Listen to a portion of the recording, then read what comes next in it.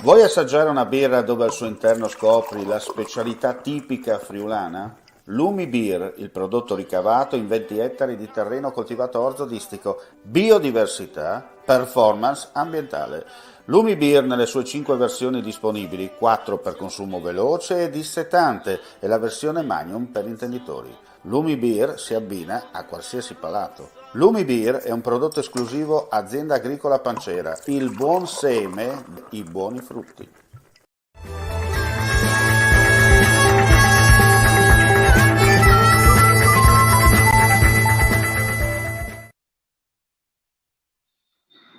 Ben ritrovati gentili amici e amiche alla Visione all'Ascolto, già collegata con noi direttamente dal Consorzio Bonifica Pianura Friulana, la Presidente Rosanna Clocchiati, a cui do il buongiorno e la ben ritrovata, Presidente.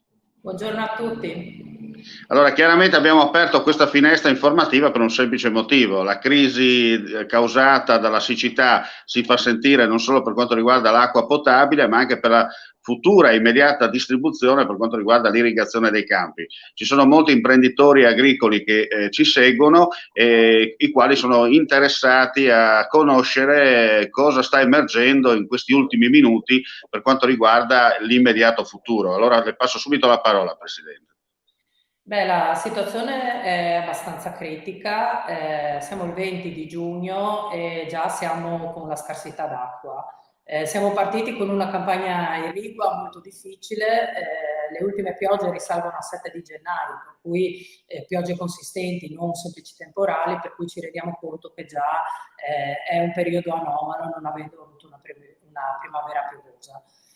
In questo momento abbiamo difficoltà ad avere acqua su tutto il territorio, oltre al tagliamento che comunque è una situazione critica, ma che stiamo tamponando con una 2A che ci rilascia 6 metri cubi di acqua, abbiamo il grosso problema delle falde, qualcosa di anomalo perché i pozzi in questo momento fanno difficoltà ad attingere acqua. Siamo partiti in alcune zone con già alcuni pozzi con riduzione di orario, pensiamo solo alla zona di Orzano e di Remanzacco, dove di fatto i pozzi permettono di fare campagna irrigua, di irrigare rispetto alle 4 ore solite, 2 ore, dove è possibile irrigare perché qualcuno ha anche chiuso, e abbiamo Medio Friuli dove abbiamo già ridotto la portata di alcuni pozzi, quindi la situazione è critica.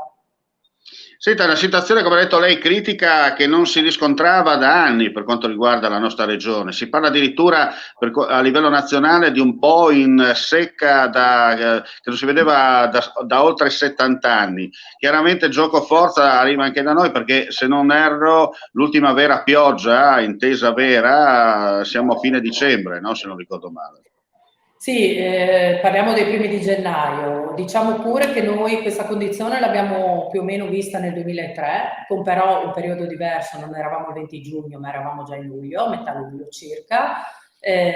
Avevamo delle condizioni diverse perché di fatto in quel periodo lì la grossa criticità era soprattutto legata al tagliamento e le falde tutto sommato tenevano. Adesso la criticità è duplice perché le falde del Medio Friuli che permettono ai pozzi di attingere acqua in questo momento sono in grossa difficoltà.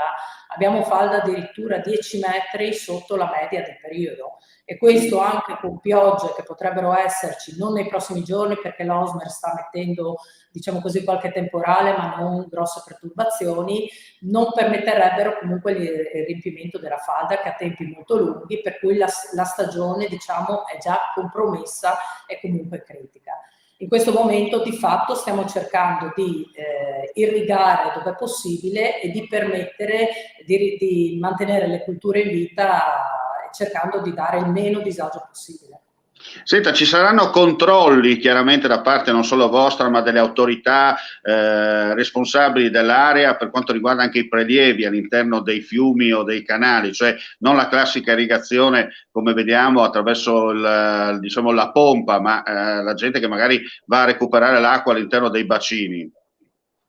Allora, diciamo che noi abbiamo un sistema di consorziati che comunque hanno dei turni, pagano un canone e quindi questi hanno, diciamo, la priorità su quella che è l'irrigazione.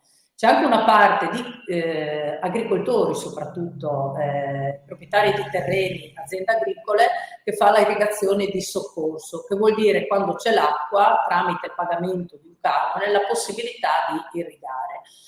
Quest'anno verrà messa nei prossimi giorni, non settimane, in crisi questo sistema, perché l'acqua, non essendoci, non permetterà a tutti di avere la possibilità di irrigare. Per cui saremo decisamente sul territorio impegnati, no? A cercare di creare un disagio minore. Rendiamoci conto che in questo momento sull'acqua del tagliamento i canali secondari stanno andando in asciutta e quindi anche un certo tipo di irrigazione probabilmente andrà sospesa. Certo, chiaramente voi opererete nell'ambito della vostra area di riferimento, no? Per quanto come lei giustamente ha sottolineato, però va detto che, visto che il sottoscritto come lei abita in campagna, può capitare insomma di vedere alcuni operatori dell'agricoltura che approfittano, tra parentesi, del corso d'acqua per riempire le botti e poi andare direttamente sul campo col trattore per irrigare il proprio terreno. Probabilmente da quello che abbiamo sentito, per quello ho chiesto il suo intervento, sappiamo che la task force che metterà in piedi in queste ultime ore la regione sarà proprio un controllo serrato, no? In tutto. Allora, diciamo che gli abusivi dell'acqua, chiamiamoli così, di fatto vengono poi sanzionati di chi questo tipo di reato, chiamiamolo, lo fa.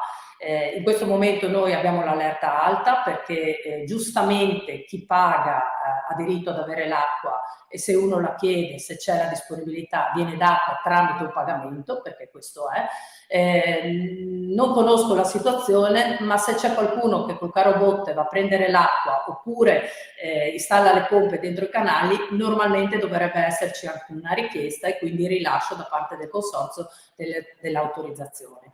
A controllo questo si verifica, insomma, chi ce l'ha e chi non ce l'ha. Per quanto riguarda invece gli imprenditori agricoli che sono già, diciamo così, loro che utilizzano all'interno la propria acqua, nel senso che magari hanno un pozzo artesiano o qualcosa di simile, come si dovranno comportare? In questo caso sono pozzi privati per cui il consorzio non entra, hanno delle autorizzazioni per poterlo realizzare, quindi anche per i prelievi. Questo non è un compito che spetta, diciamo, al consorzio direttamente, è privato, no? Quindi il privato poi decide, no, come utilizzare. Sicuramente il buon senso anche in queste condizioni poi è un po' patrimonio di tutti, no? Siamo tutti in una situazione critica per cui tutti dovremmo avere la coscienza e anche la disponibilità a capire in che momento ci troviamo. Ecco, immagino che ci sarà una linea diretta anche con gli altri suoi colleghi per quanto riguarda la destra tagliamento e il Friuli Isontino.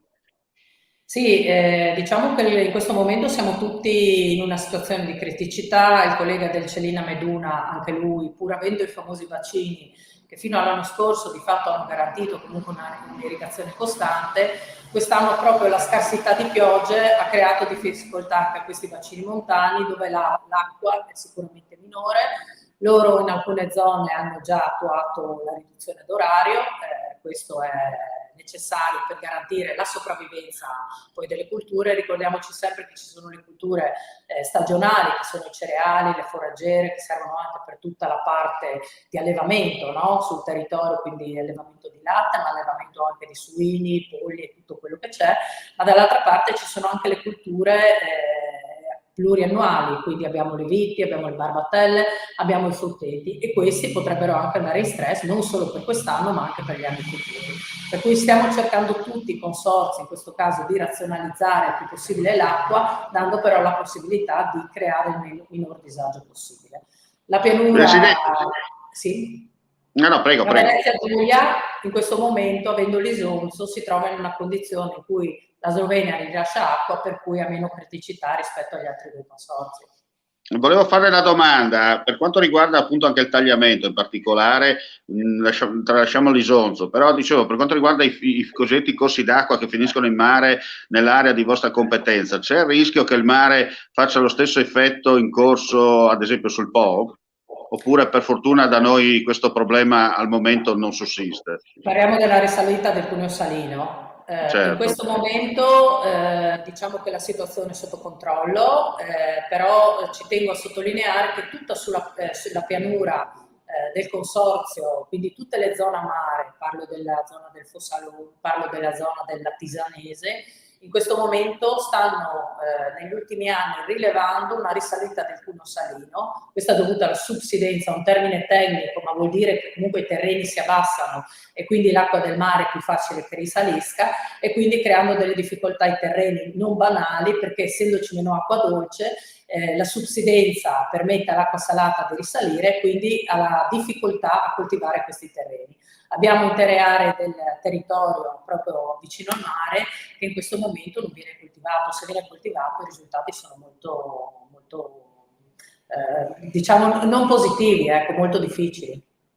Senta, per concludere è una domanda scontata, però gli interventi fino ad ora messi preventivi in campo stanno in un certo senso mitigando, mi consenta questo termine, diciamo, l'emergenza, no? Perché per fortuna gli interventi fatti di sistemazione dei vari canali e via dicendo evitano un dispendio d'acqua superiore rispetto a quello che poteva essere la vera emergenza, no? Sì, La famosa acqua persa, tanto per essere chiaro. Sì, ma infatti parlavamo prima del 2003, quella grossa crisi idrica di produzione ha permesso poi alla Regione di fare un grosso finanziamento per le riconversioni irrigue. Queste riconversioni stanno portando attualmente benefici, perché in condizioni come nel 2003 adesso saremo già in alcune aree senza acqua.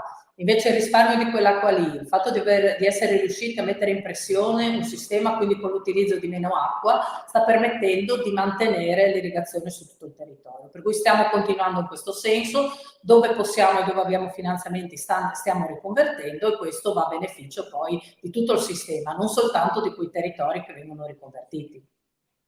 Bene, Presidente, io la ringrazio come sempre per la sua disponibilità, la lascio perché il telefono, come si dice in questi casi, scotta, e immaginiamo che insomma il monitoraggio è minuto per minuto, proprio come lei giustamente ha sottolineato in questo intervento. Le auguro buon lavoro e speriamo insomma di rivederci alla prossima, magari con notizie migliori, no? Grazie, speriamo tutti nella pioggia con i metodi possibili.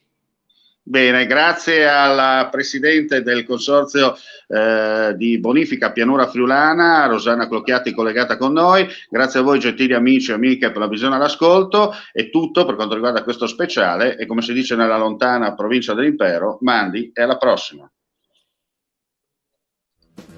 Torna, dopo lo stop imposto dalla pandemia, la tradizionale fiera dei vini di Corno di Rosazzo. 5 giorni tutti da vivere tra degustazioni, enoturismo, la mitica e unica grigliata come una volta e tanto divertimento. Il tutto all'aria aperta, di giorno e di notte, anche in caso di pioggia. Se sei un vero adoratore di Dio Bacco, a Corno devi andare, perché chi beve solo acqua ha un segreto da nascondere. Fiera dei vini a Corno di Rosazzo, ingresso libero.